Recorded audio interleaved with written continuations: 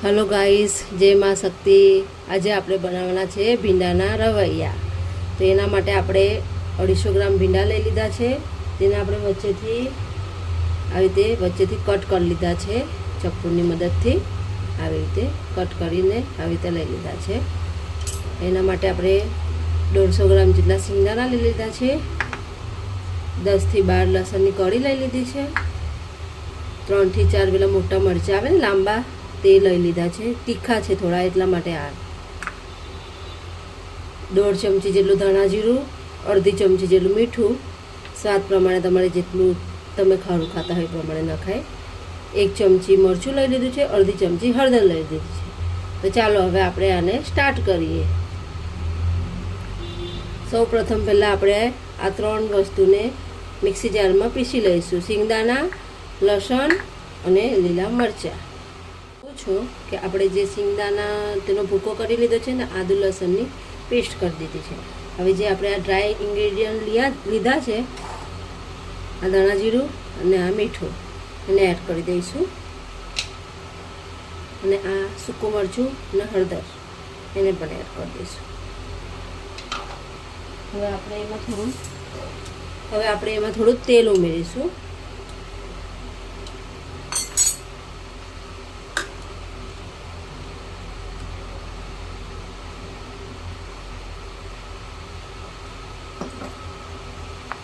Mix કરી લઈશું।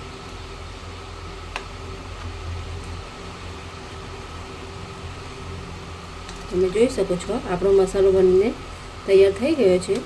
હવે આપણે આ જ મસાલો ભીંડામાં ભરી દઈશું।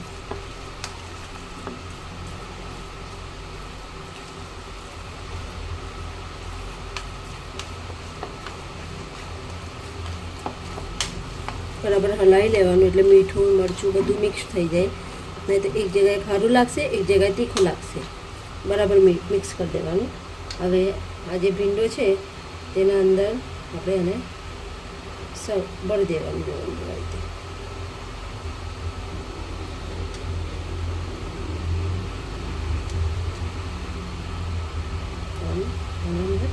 ભરી દેવાનું।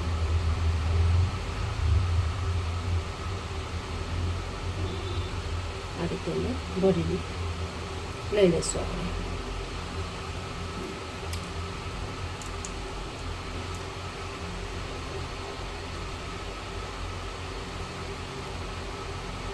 બરાબર અંદર સુધી મસાલો જાય ને એ રીતે જો છે તે ભરી દેવાનો મસાલો।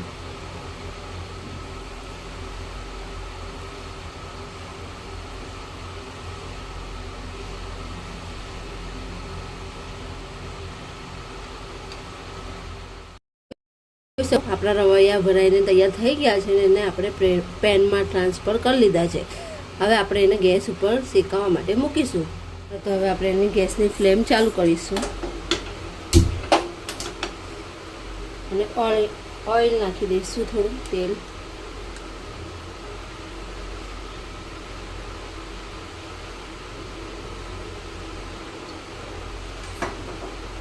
ને એને ઢાંકી દઈશું આપણે।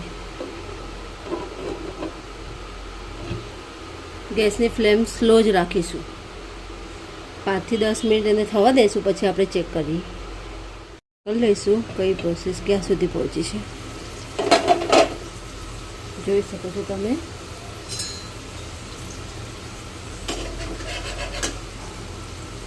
નીચેથી શેકાઈ ગયા છે। હવે એને આપણે છે ને ઢક્કન બંધ નહીં કરવાનું, ખુલ્લા ઢક્કનમાં જ એને શેકાવા દેવાના થોડી વાર। નીચેથી તો ક્રિસ્પી થઈ જ ગયા છે, હવે એને આપણે ઉપરથી ક્રિસ્પી કરવાના છે અને પલટાઈ દઈશું આપણે થોડી વાર જે ઢાંકીને થવા દીધું એમાં જે આપણા ભીંડા હતા તે એનું 80% જેવી પ્રોસેસ થઈ ગઈ છે, શેકાઈ ગયા છે એમ। હવે એ આપણે જ્યારે એને ક્રિસ્પી કરીશું ત્યારે આપણને કાચા નહીં લાગે। કે અમુક ભીંડા હોય ને જે એકદમ કાળા કાળા કરી નાખ્યા હોય, એકદમ બારી નાખ્યા હોય તો પણ એ ભીંડા આપણને જલ્દી તૂટે નહીં। આ ભીંડા એવી રીતે નહીં થશે, કારણ કે આપણે એને પહેલાં ઢાંકી દીધા હતા ને થોડા લાઇટલી એમ બહુ એને વધારે ચમચો નહીં મારતા, શાંતિથી ધીમે રહીને એનો ચમચો પલટ પલટ કરવો પડે, નહીં તો બધા ભીંડા આપણા વિખરાઈ જાય. એટલા માટે આપણે એને શાંતિથી બધો મસાલો આપણો બહાર નહીં નીકળી જાય એ પ્રમાણે એને થોડા કરી દેવાના પલટ પલટ. અને સીધામાં શેકા તો એ પ્રમાણે હવે આપણે ઊંધામાં શેકી લઈશું.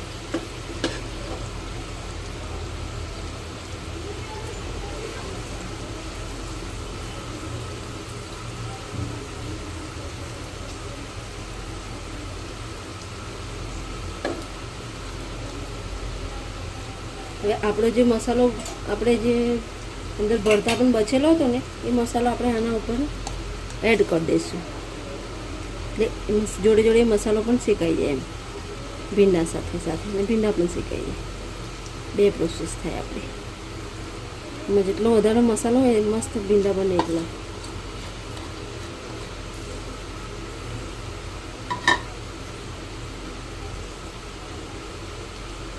ઉપર આપણે સ્પ્રિંકલ કરી દઈશું.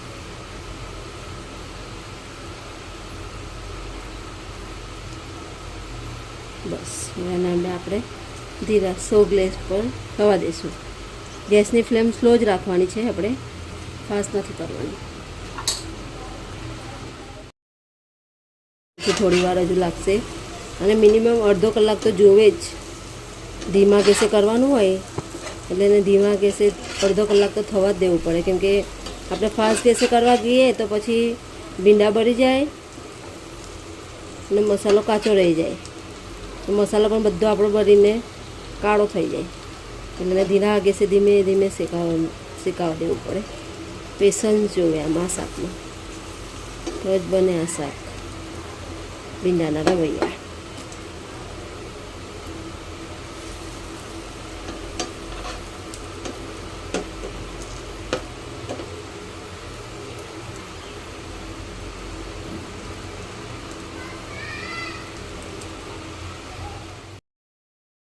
શાક ક્યાં સુધી પહોંચ્યું છે?